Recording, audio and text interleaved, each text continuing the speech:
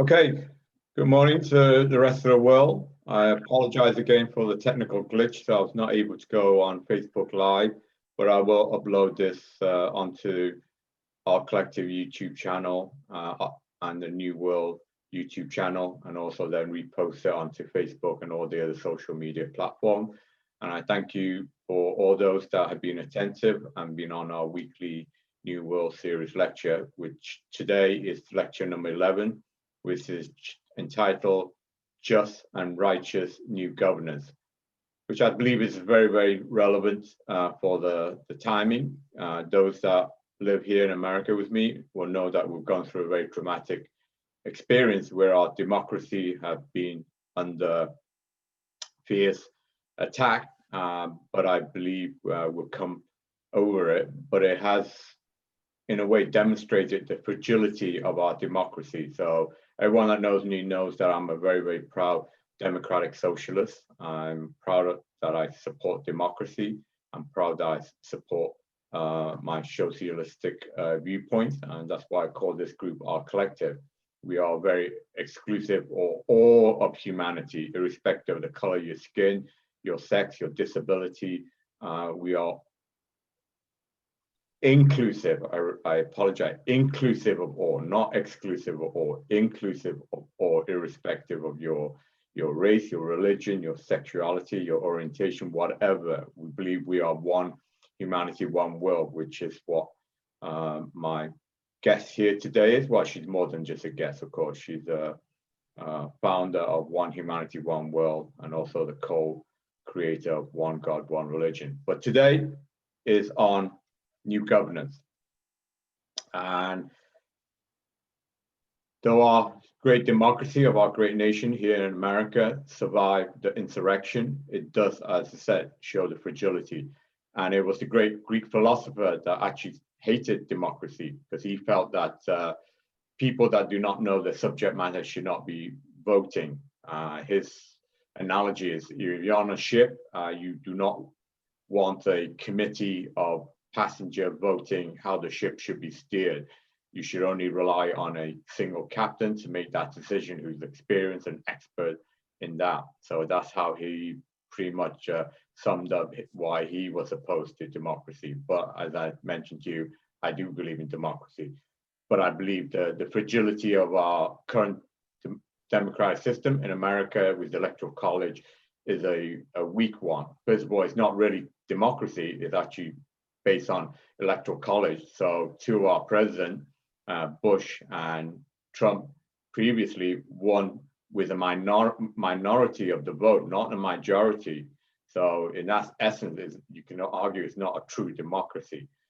So what have I proposed is, you can see this diagram, is a three branches of governance. So just like America here, we have three branches of government, which constitute the judicial system. The highest is the Supreme Court. Then we have a Congress, which is composed of the House and the Senate. And then we have the President. So those are the three branches of governance here in America. Well, similarly, the new governance system that I'm proposing is based on 1, academia, 2, bureau, and 3, election. So I'm going to cover in greater detail in future lectures what those three branches are. So I'm not going to go into too much detail, but pretty much academia is a group of wise delegates that will aid in the governance of this new world in a wise way. The bureau experienced electorates that will aid in the governance, just like the ship captain. You want a captain to steer the ship and not a committee member of passengers that don't even know how the ship works. And then the final branch is by election. So we, the people, do have a voice. So that is how I determined that this will give, just as my title of this lecture is, a just and righteous way of a new governance in this coming new world. So again, in future lectures, I will cover all these aspects in greater detail. But that is the sort of generalization of the new governance system, which I feel is the right approach. So you can plugging my own book. You can get this book in this New World publication. It's also covered briefly in the God book as well, which Andrea is the master scribe to as well, and translating into multiple languages. So anyway, enough of my chitter-chatting on this. I'm going to pass this forum now over to Andrea Wen to give her opinion on this new world and this new governing system. Thank you, Andrea, all yours. Well, thank you very much, Tom. As you know, in the How Manifesto, we also talk about the new governance. And I believe there's a huge problem with the current governance that we have in the world. And is that it's not devoted to serve the people, but it's designed in a way that the people is serving the governance. So to me, there's no actual governance system that it's working right now that actually works for its main function, which it's supposed to be serving the people. And I believe that in the entire history, the people have done more for the people than the government has. And I honestly am not such a huge fan of politics, and there's a reason why. Sometimes I see in people that they expect their politicians to save them because they start thinking of politicians as people with superpowers that can fix all of our problems. But actually, it doesn't work that way. Politicians are just men which are corruptible. And the system is pretty much so easy to corrupt too. So why do people put trust and responsibility on a bunch of people that are just looking for their own interests and not even serving the people? That's my personal point of view. Now, the reason why I say this, it's because to me, a governing system that would have way more sense is one that functions as a family. And this is all goes along with this one humanity, one world that we have created. But why? There's a reason to be. For example, in a family, there's always the parents or the mother who is always looking for all of their children to live with equality and the best quality of life they can be for the well-being of the entire family. And a family, doesn't matter their difference, they will always talk to find a peaceful solutions because we have to cohabitate and share this home in peace, because nobody likes to live and continue arguing. That will be like living in wars.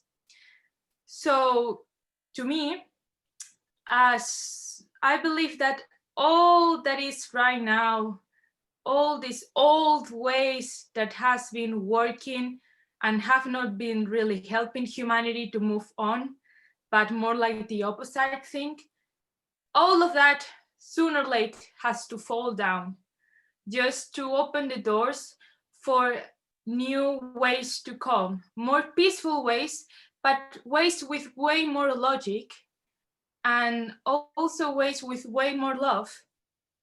And then society is going to start realizing that all of us are servants of the collective. I believe that we are all should live devotedly as servants, but as servants for the collective, for the good of all, and not for just a many or just for our tiny little group. So we need to learn to live in a less selfish way. And I believe that ultimately, with time, maybe with years of evolution, there will be a point where people will achieve such a certain level of consciousness where there is not going to be needed such a governing system, because there will be an order.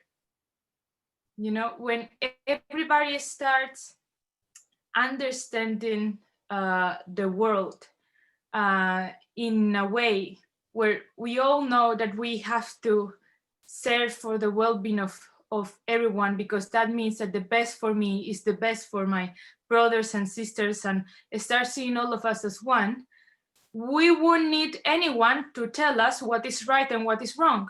we will always choose the righteous ways, no matter what. And so those are my visions about the new governance. I think that it's all a matter of evolution. If we look back in history, we see many crazy things that government can do that we won't conceive to do nowadays. And that's because it all goes along to the level of consciousness of humanity and the way we think, the way we behave, and the way we live. But I know that I can say that because I'm young, and I have talked with many young people about our governing systems in many different countries, because we have chaos in our governments, no matter which country you look like. It's not only America. Like I myself live in Spain, and everything sounds like chaos. It doesn't matter where you look like and which country you focus on.